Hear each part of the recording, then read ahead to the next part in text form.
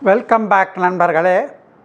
Doctor Murali ஒயிட்டின்ற நம்ம அந்த சேனலில் இந்த வாரம் மழைக்கால நோய்கள் தப்பிப்பது எப்படி என்பதை பற்றி தாங்க பார்க்க போகிறோம்.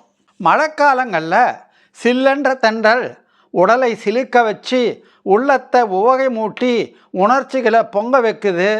அதே நேரம் கொசுக்களுக்கும் கொண்டாட்டம், நமக்கு திண்டாட்டம்தான். சுகாதார சீர்கேடுகள் அதிகமாகுது. இந்நேரத்தில் தான் நமக்கு அதிக விழிப்புணர்வு இந்த நேரத்தில் தேவை.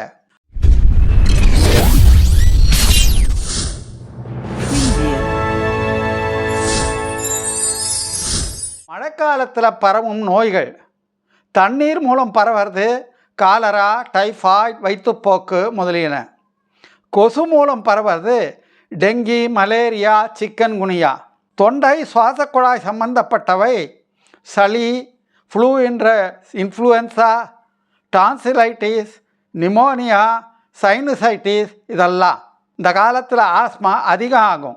தோல் சம்பந்தப்பட்டவை பூஞ்சை தொற்று, தடிப்புகள், எலிக்காய்ச்சல், லெப்டோஸ்பைரோசிஸ், கலப்படமான தண்ணீர் மூலம் பரவுறது. வைரஸ் மூலம் பரவுறது ஹெப்படைட்டிஸ் ஏ, மெட்ராஸை முதலியன. மேலே குறிப்பிட்ட நோய்களில் சிலதை பற்றி மட்டும் பார்ப்போம். டைஃபாய்டு சுகாதாரமற்ற தண்ணி மற்றும் உணவு மூலம் பரவுறது. சால்மனெல்லா டைஃபின்ற பாக்டீரியா மூலம்.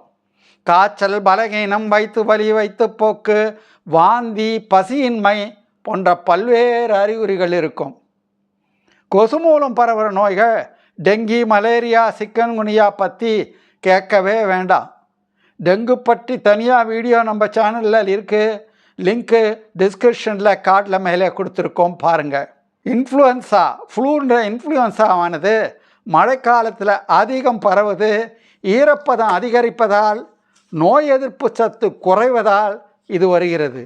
டான்சிலைட்டிஸ் குளிர்ந்த தண்ணீர், சுகாதாரமற்ற தண்ணீர், குளிர்பானங்கள் குடிக்கிறதுனால வருது. இந்த உள்நாக்கு அழற்சி நோயானது டான்சிலைட்டிஸ் தொண்டை வலி, குரல் கம்மறது, காய்ச்சல் போன்ற அறிகுறிகளோடு இருக்கும். சைனசைட்டிஸ் தலையில் நீர் கோப்பதால் வர்றது. இந்த நீர்க்கோர்வையின் சைனசைட்டிஸில் கடுமையான தலைவலி, தலபாரம், மூக்கடைப்பு, தும்பல், கண்கள் பின்புறம் பாரம் போன்ற அறிகுறிகள் இருக்கும். ஆஸ்மா பாதிப்பு உள்ளவர்களுக்கு மழைக்காலத்தில் இந்த ஆஸ்மா தொந்தரவு அதிகமாகும். லெப்டோஸ்பைரோசிஸ் என்ற எலிக்காய்ச்சலானது எலியினுடைய சிறுநீர் மூலம் பரவுறது. பாக்டீரியா நோய்.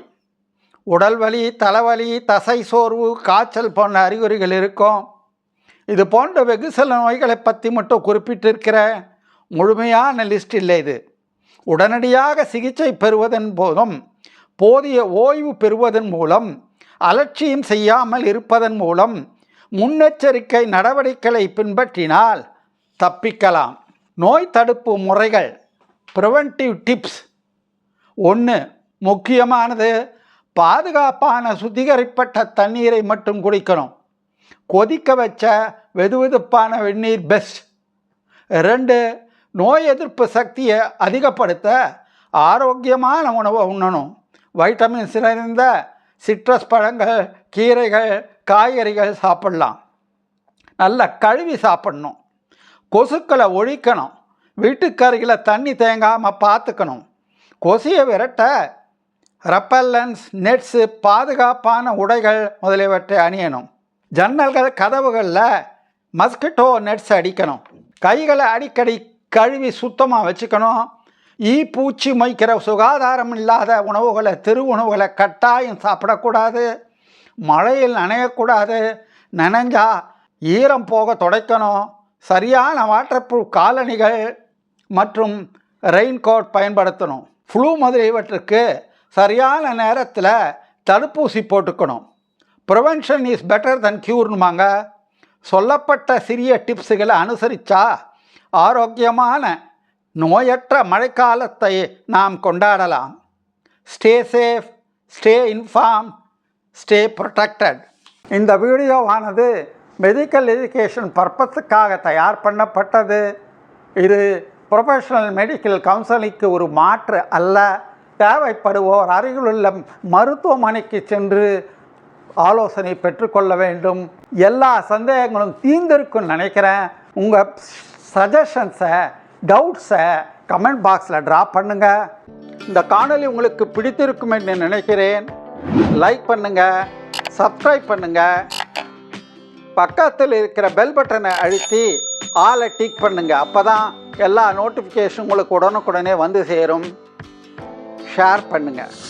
மற்றும் ஒரு இன்ட்ரெஸ்டிங் டாப்பிக்கோட அடுத்த வாரம் வர சாட்டர்டே 4 மணிக்கு மீண்டும் உங்களை சந்திக்கிறோம். பாய்.